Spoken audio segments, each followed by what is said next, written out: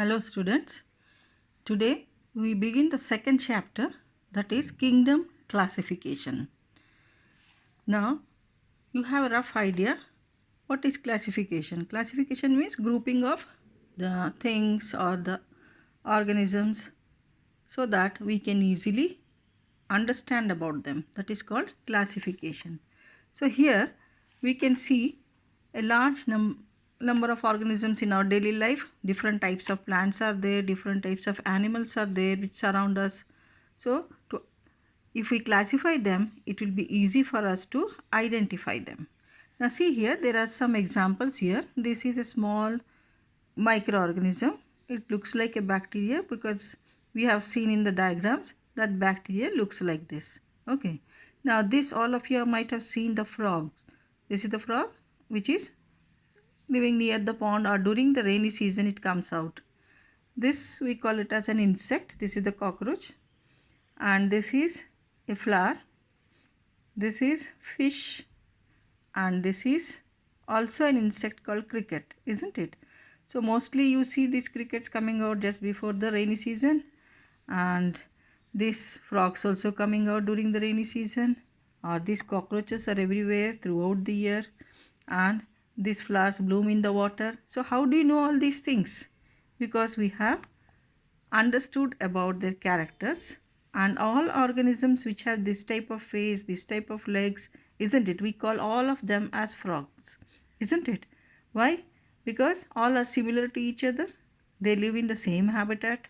So by seeing the structure or understanding or studying the structure of one organism, we can understand that other organisms which look like this are also frogs. So that makes us easy to identify. So by classifying that these organisms are frogs, these organisms are insects. So how do you know they are insects? So see here, they have got 6 legs here. This also has got 6 legs. So all those which have 6 legs and some wings, and they can small in size and move from one place to another, they are all insects. Okay. Now this is a plant. How do you know this is a plant? It has got leaf-like structures which are green in color, and it has got a flower. So all those which have leaf-like structures which are green in color, they are all called as plants. So we group them as plants. And all organisms which move from one place to another, we call them as animals. So we have grouped them into two parts. One which do not move but are green in color, they are the plants, and which can move from one place to another and are not exactly green in color. This is looking like green, but it is an animal. It moves from one place to another, and this green color is due to different pigment compared to the green color in the plant. So in this way we can understand about different organisms in our surrounding by classifying them. Okay, so let us see what is written here. There is a diversity of living organisms on earth. To make their study easy, they are classified into separate categories depending on the similarities they exhibit. Below are the images of different living organisms. Name them and classify them as microorganisms, insects, plants, and animals. So this is a microorganism. This is, we can call it as an animal. This we call it as insect. This is a plant. This is an animal. This is an insect. So why don't we say these two are animals only? So these we call it as insects, and this also as insect because of the presence of 6 legs. So all organisms which are having 6 legs are grouped together as insects, and all organisms which have 4 legs or 2 legs, 4 limbs we can call, they are called as, so here these limbs are here in the form of fins. We call them as animals, and they are moving from one place to another.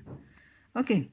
Now this is also living in water, this also lives in water, but we don't call them both as same. This we call it as frog, this we call it as fish, because they don't look exactly alike. But another organism which is like this, we call it as fish, whether it is a big one or a small one.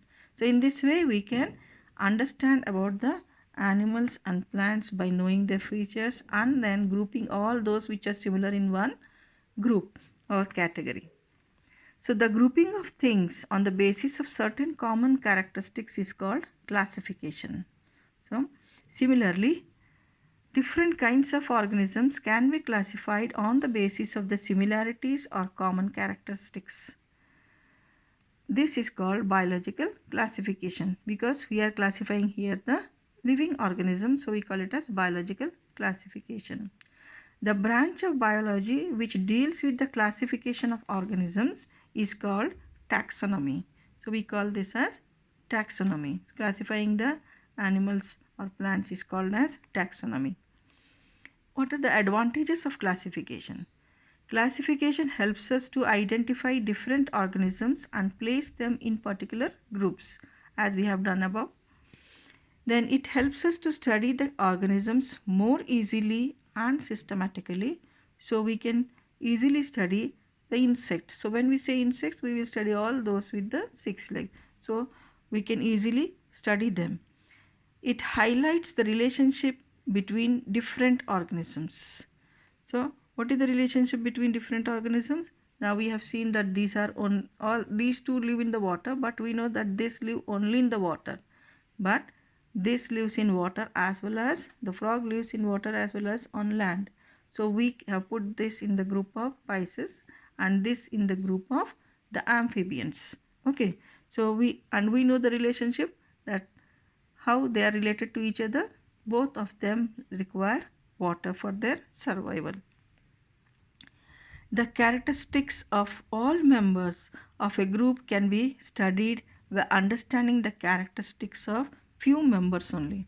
So we can study the characteristics of all types of fish, whether they are big, small or different in shape, but if their body is of this shape, that means they belong to fish.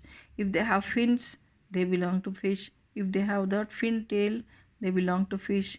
If they have got eye without lid, that means they belong to fish. So in this way, these are the characteristics of fish. So by knowing this character, any organism which is looking like this, we can call it as a fish.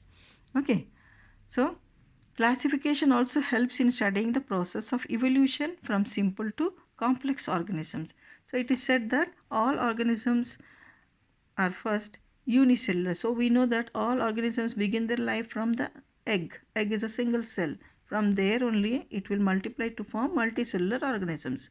So we know that all complex organisms have developed from the simple organism, single organism. And then we have seen that from the simple, some have bones inside, some don't have bones outside. So all those which without bones inside, they are mostly the insects, and the insects which are living in the water as well as outside. Okay, and some other organisms like octopus, all these are without the bony skeleton. Okay, so from these the next organisms have evolved which have got the bones inside. So they have like fish, frog, reptile means your crocodile, and then birds, human beings, all these have got the bones inside them. But by seeing that, we have understood that fish has come first. From the fish, the next one evolved is the frog, because it can live both in water as well as on land, and fish can live only in water. Then comes the reptiles. Mostly reptiles live on the land only, except for a few like crocodile, but most of the time they live on land. And then from the reptiles the birds have come, and from the birds the mammals have come.